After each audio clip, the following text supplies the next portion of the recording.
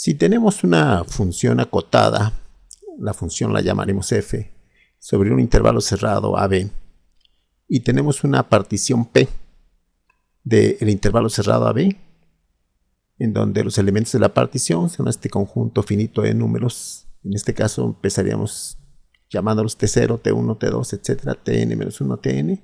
Entonces hay n más 1 elementos en esta partición, y estaremos suponiendo desde luego que este T0 pues es el extremo A, este Tn es el extremo B, y que todos estos Ti's están ordenados, T0 menor que T1, T1 menor que T2, etc., Tn-1 menor que Tn igual a B.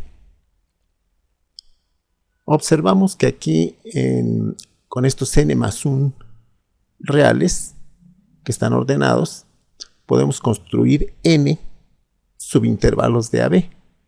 El primero sería el subintervalo cerrado T0, T1, el subintervalo cerrado luego T1, T2, etc., hasta que finalmente tendríamos el intervalo cerrado, el enésimo, Tn-1, Tn. Estos intervalos cerrados son los que corresponden a los x que están entre esos extremos, entre esas parejas consecutivas de ti-1 y ti, para ir desde 1 hasta n. Cuando i vale 1, aquí tengo ti-1, que sería t1-1, t0, ti, que sería t1. Entonces estaríamos definiendo para cada i, mi chiquita como el ínfimo de todas estas f de x para x en este intervalo cerrado, ti-1, ti. Y mi grandota la estaremos definiendo como el supremo del mismo conjunto, el supremo de todas las f de x que están en este subintervalo cerrado T0, T1 del intervalo cerrado AB.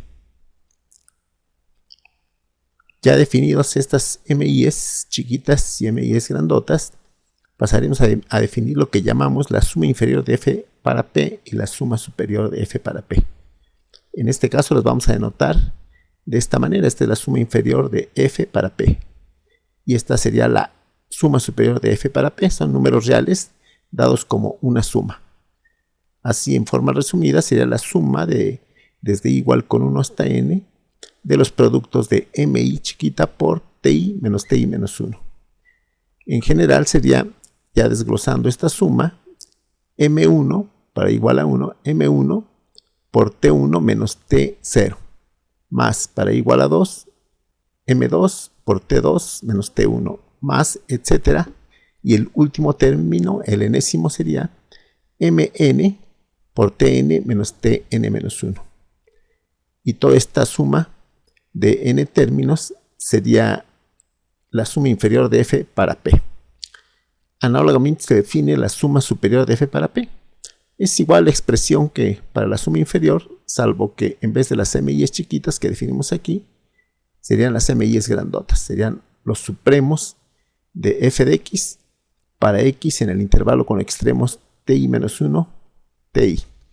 Multiplicado esta diferencia, la longitud de este intervalito, ti-1, ti menos ti-1, por el mi, el supremo de los f de x para x en el intervalo ti-1, ti.